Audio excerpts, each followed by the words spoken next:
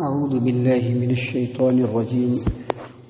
بسم الله الرحمن الرحيم. وإن امرأة خافت من بعلها نشوزا أو إعراضا فلا جناح عليهما أن يصلحا بينهما صلحا والصلح خير وأحضرت الأنفس الشح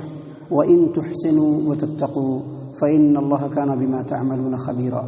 ولن تستطيعوا أن تعدلوا بين النساء ولو حرصتم فلا تميلوا كل الميل فتذروها كالمعلقة وإن تصلحوا وتتقوا فإن الله كان غفورا رحيما.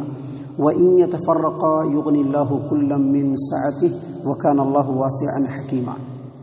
معزز سامعین کرام، سورۃ النساء سورہ نمبر 4 اور اسی سورت سے ابھی آپ کے سامنے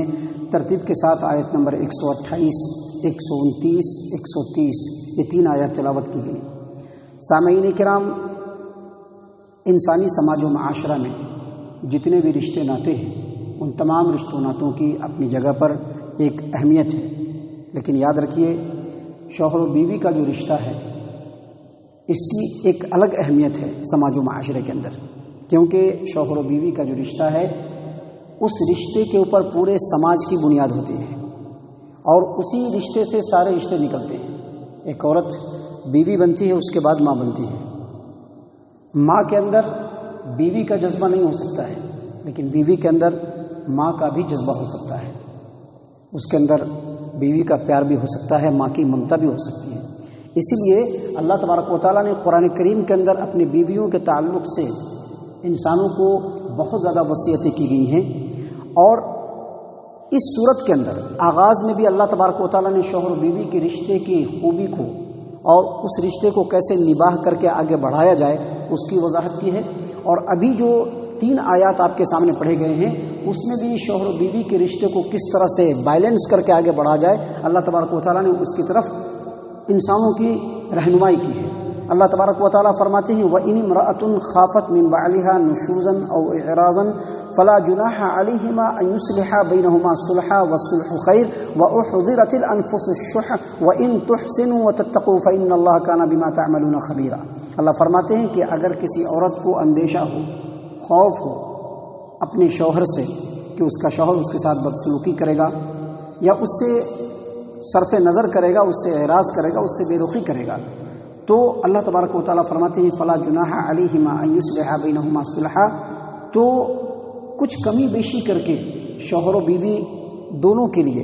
کوئی گناہ کی بات نہیں ہے، کوئی پرابلم کی بات نہیں ہے کہ کمی بیشی کر کے کسی ایک بات پر اپنی بیوی کے ساتھ شوہر اتفاق کر لے، صلح کر لے، یا بیوی اپنے شوہر کے ساتھ کمی بیشی کر کے کسی چیز کے اوپر اتفاق کر لے اور صلح کر لے. اور اللہ آگے فرماتے ہیں کہ صلح ہی بہتر ہے. اصل میں ہوتا کیا ہے کہ شوہر و بیوی جب ایک ساتھ رہتے ہیں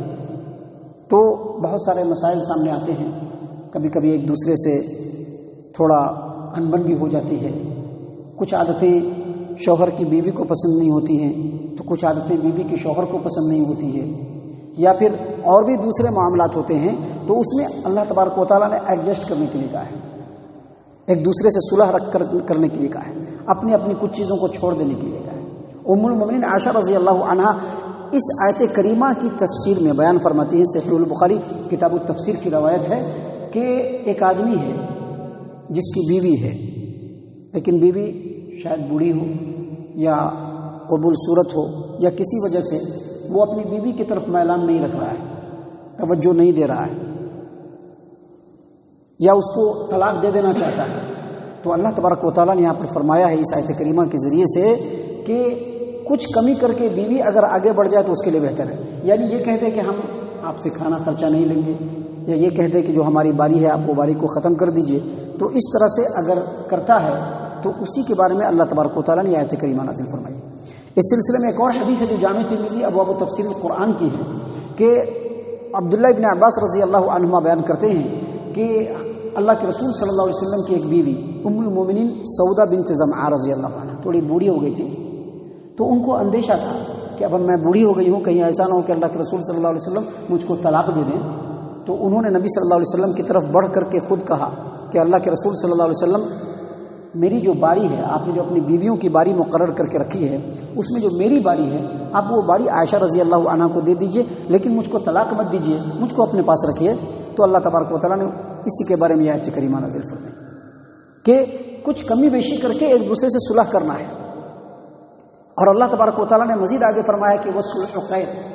صلح ہی بہتر ہے، کیونکہ صلح کے اندر، کمپرمائز کے اندر اللہ تبارک و تعالیٰ نے بہت سارے خیر و بھلائی کو رکھا ہے۔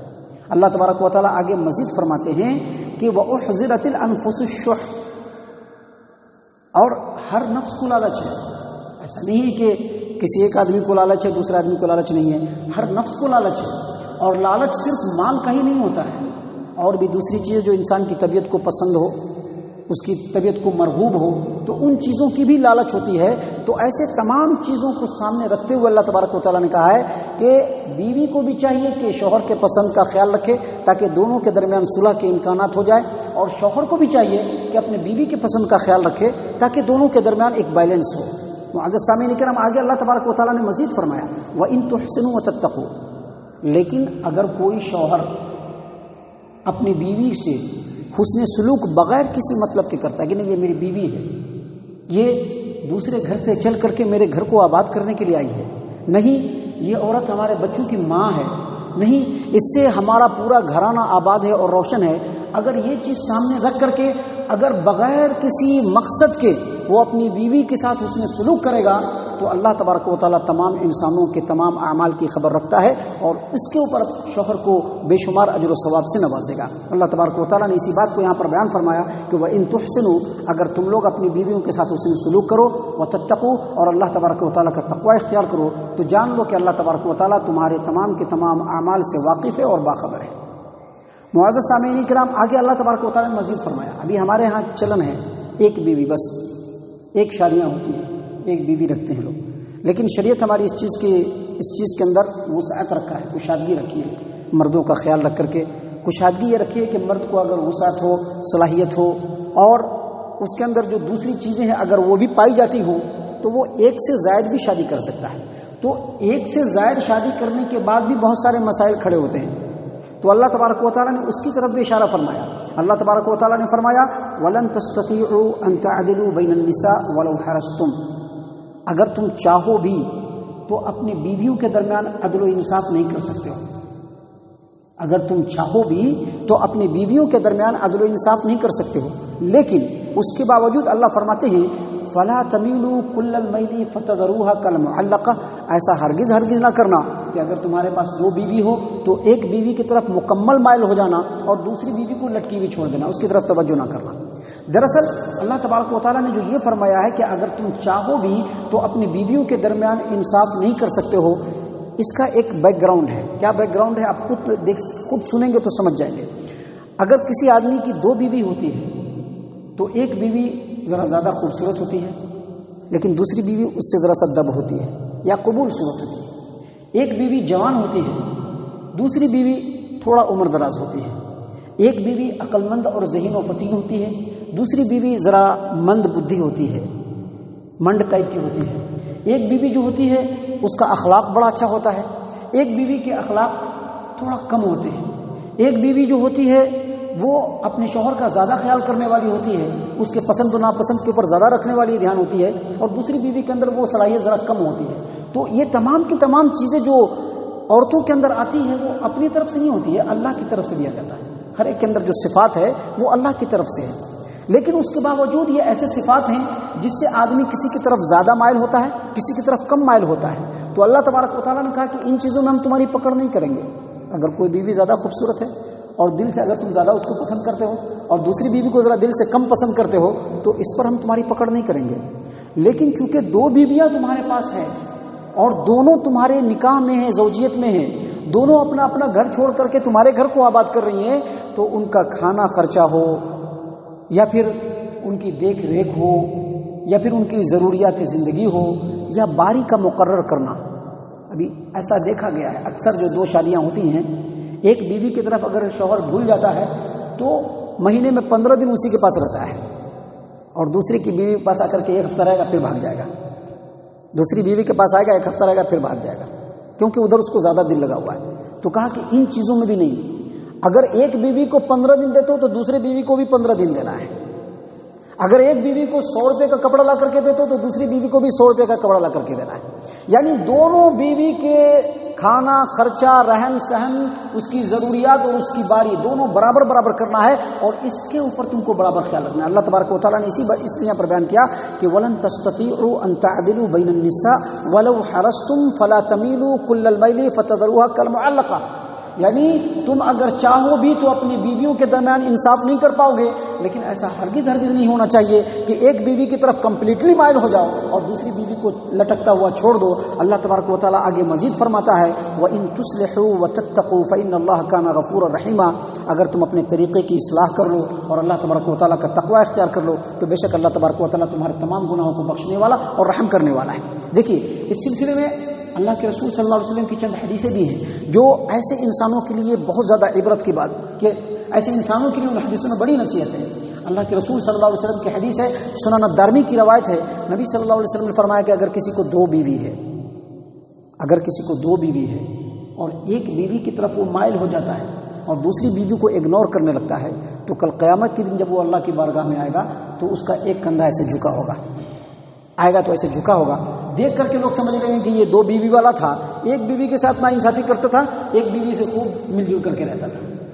اور نبی صلی اللہ علیہ وسلم کے سلسلے میں حدیثیں ہیں صحیح البخاری کتاب النکاح کی کہ نبی صلی اللہ علیہ وسلم عصر کے بعد تمام بیویوں کے یہاں جاتے تھے. کیوں؟ ان کی خبرگیری کرنے کے لیے، کیا حال ہے، طبیعت کیسی ہے، کیا کیا ضرورتیں ہیں اور کیا کیا چاہیے.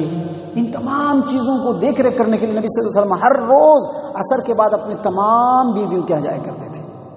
اس سے یہ پتہ چلا کہ بیویوں کے درمیان انصاف کرنا یہ اللہ تبارک و تعالیٰ کی طرف سے ایک بہت بڑی نصیحت ہے اور ایسا انسانوں کو سمجھنا چاہیے. آگے مزید اللہ تبارک و تعالیٰ نے فرمایا وَإِن يَتَفَرَّقَا يُغْنِ اللَّهُ كُلًّا مِّن سَعَتِهِ وَكَانَ اللَّهُ وَاسِعًا حَكِيمًا. اور اگر شوہر و بیوی کے درمیان انبن ہو گیا اور انبن ہونے کے بعد کسی بھی طرح سے معاملہ سدھر نہیں رہا ہے، وَإِن يَتَفَرَّقَا صلح کی کوئی صورت نظر نہیں آنے کی صورت میں اگر دونوں جدا ہو جاتے ہیں تو اللہ تبارک و تعالیٰ آگے فرماتے ہیں یغنی اللہ کلا من سعتہ. اللہ تبارک و تعالیٰ دونوں کو ایک دوسرے سے بالکل بے نیاز کر دے گا، ایک دوسرے سے محتاجگی ختم کر دے گا. اکثر ایسا دیکھا گیا ہے کہ سماج و معاشرے کے اندر اگر شوہر و بیوی کے درمیان بہت زیادہ ناچاقی ہوتی ہے، لاکھ سمجھانے کے بعد بھی دونوں ایک دوسرے سے ملنے کے لیے ریڈی نہیں ہوتے ہیں، دونوں کے دلوں میں غلط فہمی پیدا ہو گئی ہے. ایسی غلط فہمی پیدا ہو گئی کہ ایک دوسرے پر الزام رکھ رہے ہیں. اگر اچھی بات بھی ہے تو اس کا بھی غلط مطلب نکال رہے ہیں. تو شریعت نے کہا کہ ایسی صورت میں ایک دوسرے کی زندگی کو بوجھ نہیں بنانا ہے، گھرانوں کے اندر فتنہ اور فساد پیدا نہیں کرنا ہے، بلکہ دونوں کو الگ ہو جانا ہے. اور اکثر ایسا دیکھا گیا ہے کہ اگر ایسا ہوتا ہے تو جن کی جہاں شادی ہوتی ہے اپنی بیویوں کے ساتھ بہت خوش ہوتے ہیں. تو معزز سامعین کرام اسی بات کو اللہ تبارک و تعالیٰ نے یہاں پر بیان کیا کہ اگر وہ دونوں صلح کے بعد بھی ایک دوسرے سے جدا ہو جائیں تو اللہ تعالیٰ ہر ایک کو ایک دوسرے سے بالکل بے نیاز کر دے گا، وسعت دے دے گا. اور اللہ تبارک و تعالیٰ وسعت دینے والا اور اللہ تبارک و تعالیٰ صاحب حکمت ہے. معزز سامعین کرام اس کے بعد بھی اس صورت کے اندر اللہ تبارک و تعالیٰ نے بہت ساری انمول باتیں انسانی سماج و معاشرے کے لیے بیان فرمائی ہیں جو انشاءاللہ اپنے وقت پر ہم آپ کے سامنے پیش کریں گے اللہ تبارک و تعالیٰ کے اذن سے اور اللہ تبارک و تعالیٰ کی توفیق سے. اللہ تبارک و تعالیٰ سے ہم دعا کرتے ہیں کہ اللہ تعالیٰ ہم تمام کو ان تمام باتوں کے اوپر غور و فکر اور تدبر کرنے کی توفیق عنایت فرمائے. ہم تمام کو ہمارا رب صحیح معنوں میں مومن اور مسلمان بنائے. اللہ تبارک و تعالیٰ کتاب و سنت کے مطابق ہم تمام کو زندگی گزارنے کی توفیق عنایت فرمائے. جنت الفردوس میں جگہ عطا فرمائے. اے اللہ ہم تمام کو جہنم سے پناہ دے. اے رب العالمین ہم تمام کو جہنم سے پناہ دے. اے مالک الملک ہم تمام کو جہنم سے پناہ دے. آمین یا رب العالمین. وما علینا الا البلاغ المبین.